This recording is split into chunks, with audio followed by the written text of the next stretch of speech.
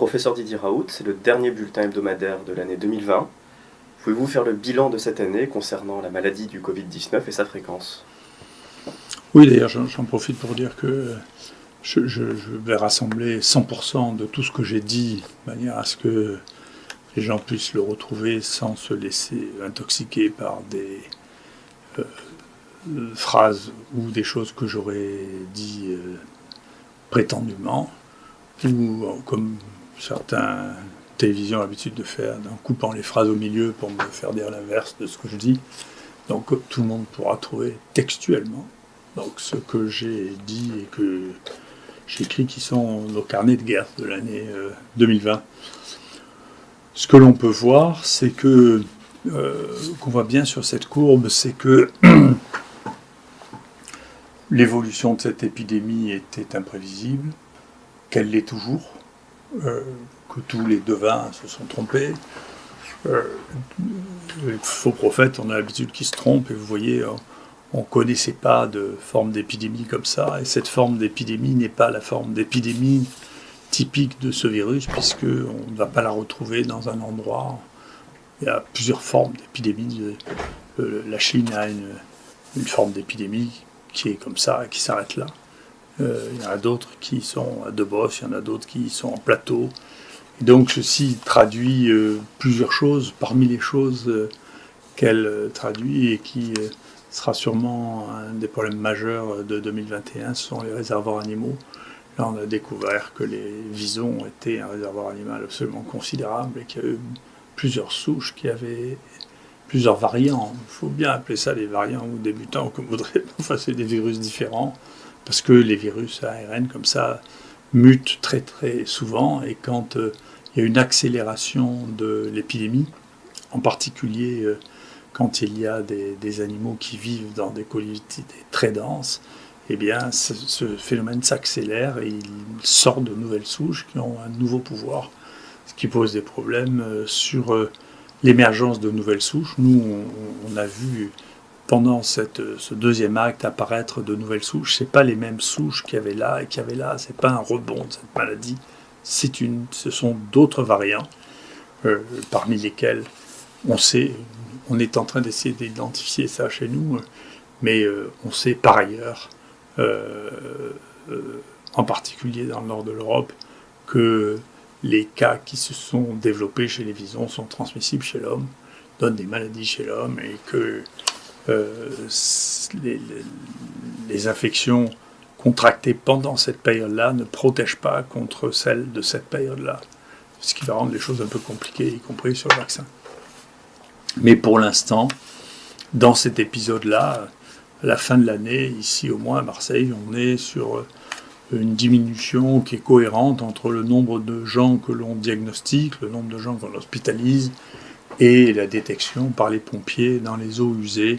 Tout ça, pour l'instant, est cohérent. Ce qui se passera ensuite, eh bien, est une autre histoire. On ne le sait pas encore. Ce que les pompiers ont retrouvé, c'est que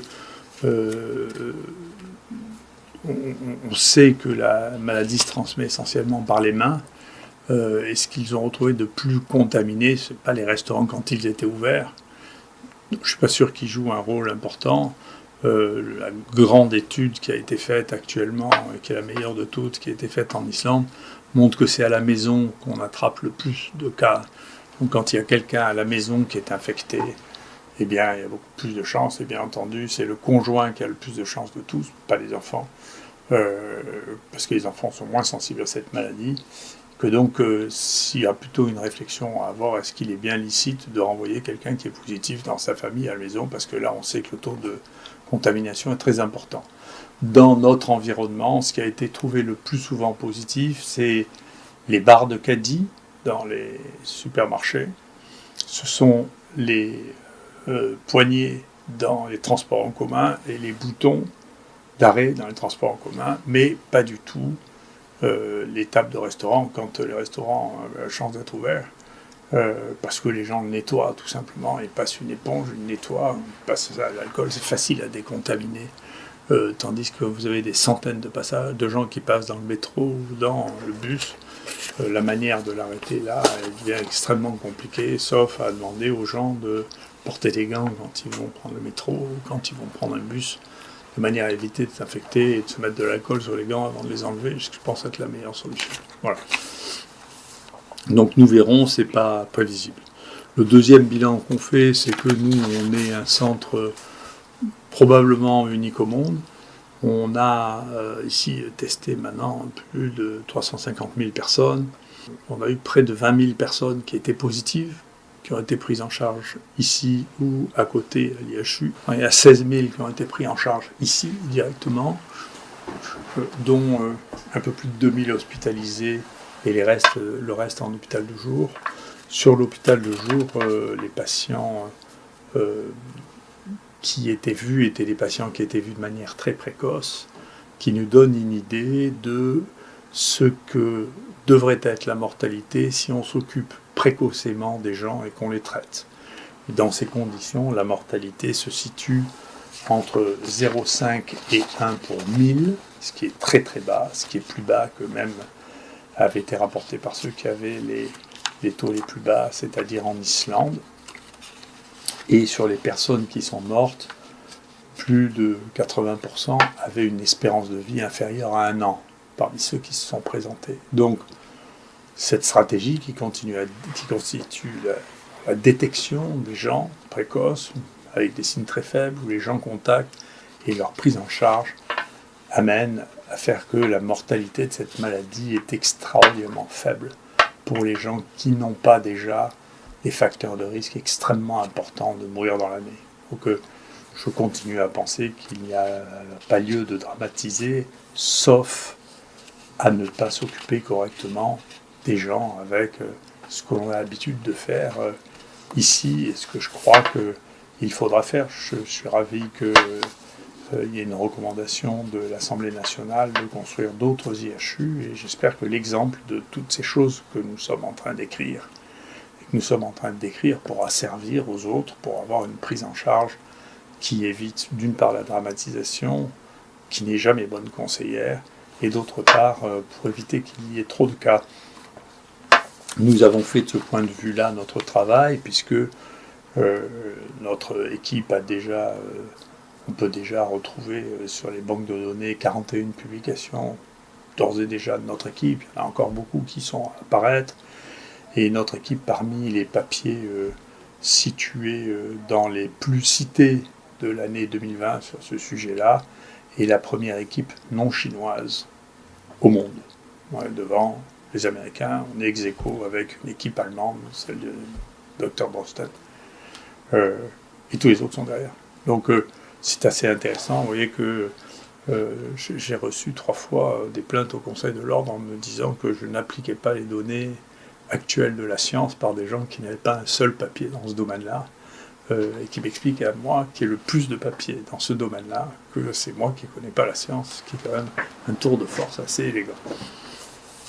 Concernant le traitement, quels sont les éléments qu'on a à disposition? Dans le traitement, vous savez, les choses s'accumulent, contrairement à ce que les gens voudraient bien avoir raison quand on tourne le truc. Alors, pendant des années, pendant des mois, les gens ont dit, écoutez, le remdesivir va sauver tout le monde, le remdesivir va sauver tout le monde, le remdesivir sauve personne. Il n'y a pas une étude qui montre proprement que le remdesivir augmente l'espérance de vie. Mais ça a entraîné un espèce de déchaînement contre l'hydroxychloroquine qui laisse rêveur et qui nous a amené à réfléchir. Il y a maintenant 179 études qui ont été publiées ou qui sont sur le point d'être publiées qui testent l'hydroxychloroquine, qui comparent l'hydroxychloroquine. Et donc, Mathieu Millon, chez moi, a fait un extraordinaire travail pour savoir pourquoi il y avait des gens qui étaient pour, pourquoi il y a des gens qui étaient contre l'hydroxychloroquine. On a déjà fait un papier là-dessus. Mais par exemple, ceci est beaucoup guidé par les conflits d'intérêts avec Gilead. Si vous avez une étude qui est payée par Gilead, ou qui comporte majoritairement des auteurs qui ont des conflits d'intérêts avec Gilead, eh bien, dans 73% des cas, vous dites que l'hydroxychloroquine ne marche pas. Et dans 100% des cas, vous dites que le remdesivir marche. Si vous n'avez pas de conflit d'intérêts avec Gilead, dans 83% des cas, vous dites que l'hydroxychloroquine marche, et dans le seul cas publié, randomisé, vous dites que la remdesivir ne marche pas. Donc vous pouvez prédire, voyez, avec le fait qu'il y a ou qu'il n'y a pas de conflit d'intérêts, quel est le résultat de l'étude, c'est même pas la peine de la faire. Et je crois que c'est la première fois qu'on démontre ça sur toutes les publications qui sont faites en regardant les critères. Est-ce qu'il y a, est-ce qu'il n'y a pas. Parfois, ces conflits d'intérêts sont un peu cachés, mais on les retrouve parce qu'il y a des banques de données pour ça. Donc il y aura une vraie réflexion à mener à la suite de cette histoire, qui a amené quand même des journaux qui étaient considérés comme les plus fiables du monde, comme le New England ou le Lancet, à publier des faux grossiers, à les rétracter. Ce n'est pas une question d'opinion. Eux-mêmes les ont enlevés. Vous vous rendez compte, dans le mois qui a suivi. Donc ce n'est pas des choses qu'il était difficile de découvrir. Il suffisait de les lire avec un peu d'objectivité pour voir que ces papiers étaient des faux grossiers. Donc comment on est arrivé à ce degré de tension, à cette influence si massive sur le résultat des travaux, c'est quelque chose qui est extrêmement intéressant, qui fera l'objet de travaux à venir considérables. C'est extrêmement important de comprendre ce qui s'est passé. Donc en pratique, nous, on est assez content de voir que l'outil qu'on avait mis en place a pu permettre de faire face ici à une épidémie considérable. On est content d'avoir une espèce de consistance dans ce que nous avons dit. Vous verrez bien si on a passé notre vie à se contredire ou non, parce que, encore une fois, tout ça sera parfaitement écrit. Et à cette occasion, bien entendu, on a laissé les autres s'exprimer comme ils le souhaitaient, sur les plateaux de télévision ou dans les journaux. On a continué à travailler, on a travaillé beaucoup, on a publié beaucoup. On est les premiers hors Chine à avoir des papiers qui soient lisibles, et on continue notre travail tous les jours. Vous savez, il y a de nouvelles publications sur l'hydroxychloroquine, il y a un site pour ça que je vous mets en ligne, tous les jours. Et donc,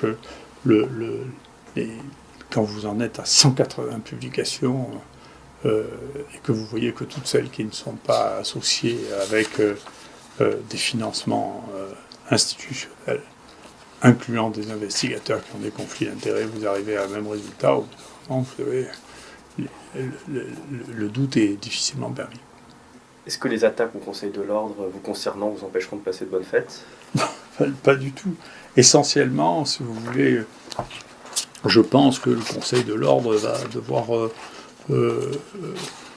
faire un peu de bibliographie, voyez, parce que ce que me reproche le Conseil depuis le début, c'est de m'exprimer et d'exprimer un point de vue différent de celui du ministère de la Santé. Mais, vous savez, c'est une question qui a déjà été posée. On vit dans un état de droit.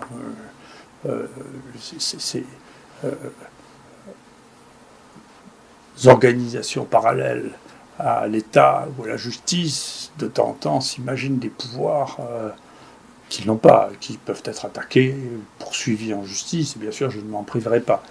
La liberté de parole a fait l'objet de nombreux débats depuis le Moyen-Âge, et une décision du Conseil constitutionnel, j'avais fait état, qui est du 20 janvier 1984.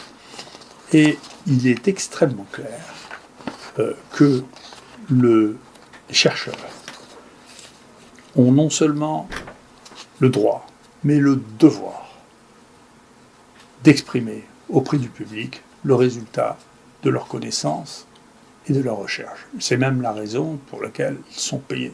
Je suis un fonctionnaire qui est payé pour faire de la recherche, pour faire de l'enseignement. Je fais de la recherche et je fais de l'enseignement, et le Conseil de l'Ordre ne pourra pas m'empêcher de divulguer les résultats de ma recherche, qui est encore une fois la recherche la plus aboutie de tout ce pays. Et donc quand il y a des confrères qui disent que je suis un charlatan ou que je ne tiens pas compte des données de la recherche, c'est quelque chose qui aurait dû être jeté à la poubelle directement. C'est pas acceptable. Il suffit de prendre n'importe quelle banque de données pour voir que nous sommes l'équipe les plus publiants d'Europe dans ce domaine-là. Et que donc, nous dire à nous qu'on n'est pas compétent dans ce domaine-là, c'est risible. Voilà. Et donc, on verra bien, mais c'est risible. Merci beaucoup et bon boudin.